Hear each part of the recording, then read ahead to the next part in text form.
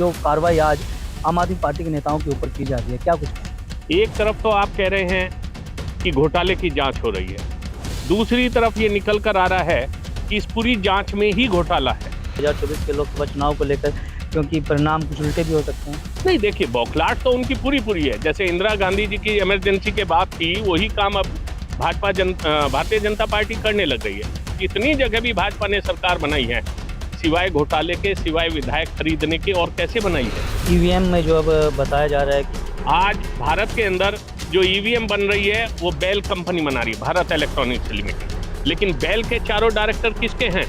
Bharatiya Janata party के।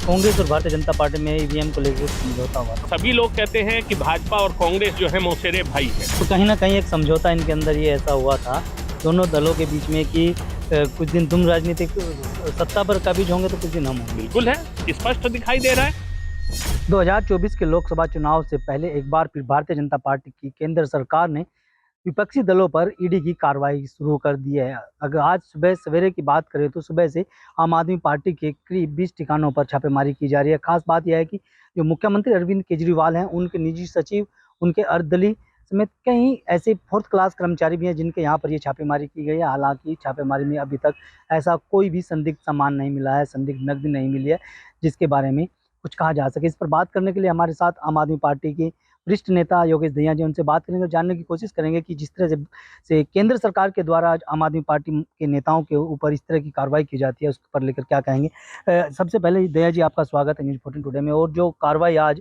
आम आदमी पार्टी के नेताओं के ऊपर की जा रही है, क्या कुछ कहेंगे? नमस्कार, मैं योगेश दहिया, आम आदमी पार्टी सहारनपुर से। देखिए, भारत पूरी दुनिया में सबसे बड़ा लोकतंत्र है और इसे लोकतंत्र का मंदिर भी कहा जाता है। और मंदिर में अगर इस तरह के अनैतिक कार्य होने लग जाएं तो फिर तो पूरी मंदिर की साख ही दांव पर लग जाती है। एक तरफ तो आप कह रहे हैं कि घोटाले की जांच हो रही है, दूसरी तरफ ये निकल कर आ रहा है कि इस पूरी जांच में ही घोटाला है। घोटालों की जांच नहीं कर रहे वो, किस तरह का घोटाला जांच? देखिए, मैं ये कह रहा हूं, जिस तरह से आपके सारे सबूतों को मिटाया जा रहा है। जब सीसीटीवी फुटेज मांगी तो वो गायब कर दी, जब दी तो उसमें से ऑडियो गायब कर दी। जो गवाहों के बयान हैं, जब उनको पटल पे रखा तो वो बयान नहीं थे जो वहां गवाहों ने दिए थे अभियुक्त के सामने। तो अब तो यही कहिए कि अब तो जांच में घोटाला है। गवाहों का क्या कुछ कहना है, क्या कुछ निकल के सामने आ रहा है इसमें? नहीं, गवाह तो अब सामने नहीं है ना, वो तो सरकारी गवाह हो चुके हैं। और उस सब अभियुक्त के सामने जो बात कही गई थी, उसके जो पेपर्स, डॉक्यूमेंट्स वहां पे अब रखे गए हैं, उन्हें तो अभियुक्तों ने साफ मना किया है कि ये तो बात ही नहीं हुई थी, ये तो चीजें ही नहीं थी। जब सीसीटीवी फुटेज मांगी तो उसमें से ऑडियो गायब है। ऑडियो गायब होकर कैसे वो कहे कि वीडियो है, कि इशारों से थोड़े ना बात कर रहे थे, या वो पता थोड़े ना चल रहा था। और यही नहीं, मैं आपको यही कह रहा हूँ कि लोकतंत्र के जो चारों स्तंभ हैं, अब तो हर स्तंभ के नीचे की नींव खिसकती नजर आ रही है। आपने देखा जिस तरह से न्यायपालिका आजकल जो है सिफारिश का काम कर रही है, फैसले नहीं दे रही। वो एक एडवाइजरी कमेटी बन गई, फैसले रिजर्व रखती है, या जब फैसला देती है तो उसको बिल्कुल पलट देती है जो अपनी सिफारिश में या अपनी अनुमोदन में कहती है। इसके अलावा आपने देखा होगा कि संजय सिंह जी को जिस तरह से शपथ लेने से रोका गया है, वो भी पूरी तरह से लोकतंत्र में एक अनैतिक कार्य था।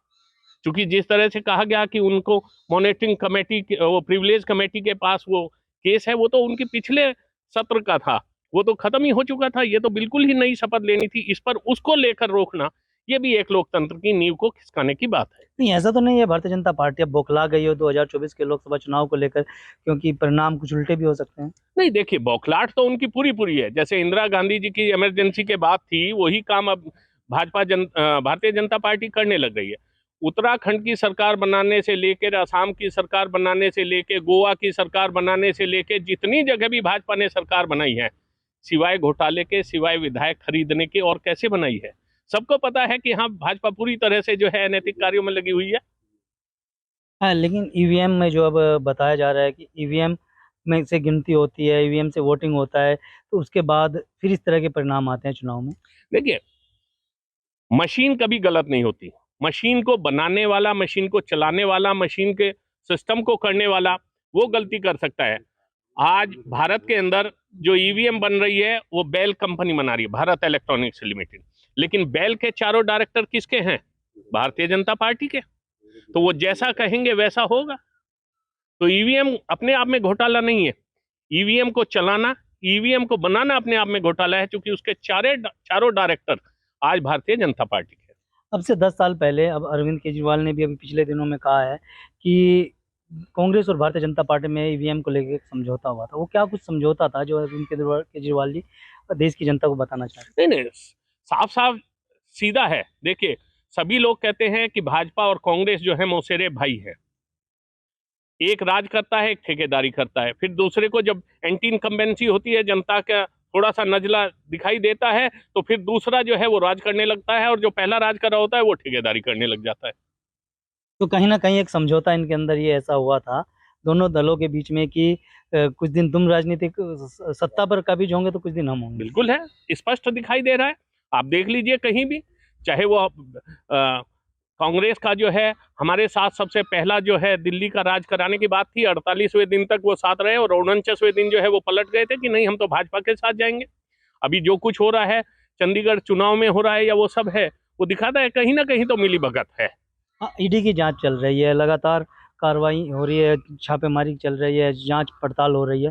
किन किन के यहाँ पर ऐसा हो रहा है आम आदमी पार्टी में? नहीं, देखिए वो तो सभी को पता है, अब नेताओं के यहाँ तो नहीं हो रही। अब उन्हें पता चल गया है कि नेताओं के यहाँ तो पैसा नहीं है, लेकिन जिस तरह का वो काम करने लगे हैं, जिस तरह से आम जनता को तंग करने लग गए हैं, आप सोचिए कि क्या ईडी को खुद नहीं पता है कि पैसा कहाँ है? ईडी तो पिछले 2 साल से कार्रवाई कर रही है, छापेमारी ईडी कर को रही है। पता नहीं पैसा कहाँ है। अभी जो विधायक खरीदे गए हैं, ठीक है जी, हर जगह सरकार बनने में जितने विधायक खरीदे जा रहे हैं, वो पैसा कहाँ से आ रहा है? कहीं से भी देख लीजिएगा आप, ईडी को सब मालूम है, लेकिन वो ईडी जो है आम जनता का ध्यान भटकाने का काम कर रही है। लेकिन जनता जनार्दन है, ये सबसे बड़ा लोकतंत्र है और इसे लोकतंत्र का मंदिर कहा जाता है। तो भगवान अपने मंदिर को बिल्कुल बचाएगा, जनता अपने लोकतंत्र को जरूर बचाएगी, और जनता इनको 2024 के चुनाव में पूरी तरह से मजा चखाएगी। लगातार अगर हम देखें तो 2 साल से आम आदमी पार्टी नेताओं के ऊपर ईडी की कार्रवाई हो रही है। तो इन 2 सालों में एक भी पैसा आम आदमी पार्टी नेताओं के घर से, उनके ठिकानों से नहीं मिला है। सुप्रीम कोर्ट भी इस बात को मान चुकी है। अब उसके बावजूद इस तरह की कार्रवाई होने को क्या कहेंगे? नहीं, तो सीधी सीधी बात है ना कि भारतीय जनता पार्टी को कुछ मिल नहीं रहा और बस लठ मार रही है, भूसे में दाना तो एक भी मिलना नहीं उसको, वो भी जानती है। लेकिन आम जनता को बरगलाने के लिए या इस तरह से कि किसी तरह टूट जाए, किसी तरह झुक जाए, किसी तरह डर जाए, किसी तरह दब जाए, ये सारे काम वो करने की कोशिश करें। लेकिन आम आदमी पार्टी एक आंदोलन से निकली हुई पार्टी है, वो किसी दल के टूट के हिस्सा नहीं है।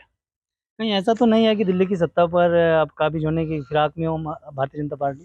नहीं नहीं नहीं नहीं, जनता तो फिर बहुत बड़ा एक गृह युद्ध छेड़ देगी। उस बात से तो उन्हें पक्का पता है कि अगर गृह युद्ध छिड़ गया तो वो काबू नहीं कर पाएंगे। और दिल्ली के अंदर क्या, जनता ने तो हर जगह ऐसा ही मैंडेट दिया है। पंजाब में भी वो तोड़ के देख ले, एक भी विधायक, और जहां है भी वहां गोवा में हमारे 2 थे, 2 के 2 जूखे तू हैं, गुजरात में 5 है, 5 के 5 जूखे तू हैं। चाहे कितना वो दबाव डाल ले, वो तोड़ नहीं पाएंगे। सुप्रीम कोर्ट ने भी ईडी से वो सारे साक्ष्य मांगे हैं जो ईडी की कार्रवाई में उनके पास मिले, बरामद हुए थे या मिले थे, जितने भी साक्ष्य थे, लेकिन वो साक्ष्य भी अब पेश नहीं कर पा रही है ईडी। हाँ नहीं, वो तो आपके सामने है, सभी जनता को दिख रहा है कि उन्होंने जो है पूरी तरह से उनकी ऑडियो खत्म कर दी है। जो कुछ वो ला भी रहे हैं वो गलत दस्तावेज पेश कर रहे हैं, बहाने बना रहे हैं, है तो कुछ भी नहीं उनके पास। ईडी के खिलाफ आम आदमी पार्टी का क्या स्टेप है? नहीं, ईडी के खिलाफ थोड़ा ही ना जाना। ईडी के अंदर तो जो कर्मचारी हैं वो सरकारी कर्मचारी है, वो सिस्टम के कर्मचारी। अब तो जनता जनार्दन बताएगी ना कि भाजपा के खिलाफ क्या कार्रवाई की जानी है। कहीं ना कहीं अगर देखा जाए तो जो झारखंड के पूर्व मुख्यमंत्री हैं हेमंत सोरेन, उन्होंने भी ईडी अधिकारियों के खिलाफ मुकदमा दर्ज कराया है रांची में। तो आम आदमी पार्टी भी कोई ऐसा स्टेप उठा सकती है, क्योंकि लगातार परेशान किया जा रहा है नेताओं को? देखिए, वहां पर भी मैं आपको बता दूं, जब सेक्शन 32 के अंदर वो सुप्रीम कोर्ट गए तो उनको तो मना कर दिया, और ईडी की याचिका आपने सेक्शन 32 में एंटरटेन कर ली। वही मैं कह रहा हूं कि कहीं ना कहीं उसको भी चला तो भाजपा ही रही है, और इस चीज का जवाब आने वाले 2 महीने के अंदर जनता आपके सामने दे देगी।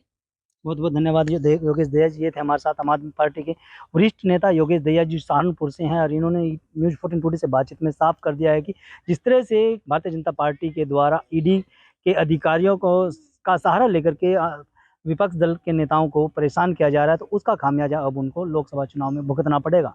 वीडियो के बारे में आपकी क्या राय है, हमें कमेंट में जरूर बताएं। अगर आप ये खबर फेसबुक पर देख रहे हैं तो वीडियो को लाइक करके पेज को फॉलो करें। इसके अलावा अगर आप इस खबर से यूट्यूब के जरिए जुड़े हैं तो चैनल को सब्सक्राइब करके बेल आइकन दबाना बिल्कुल ना भूलें।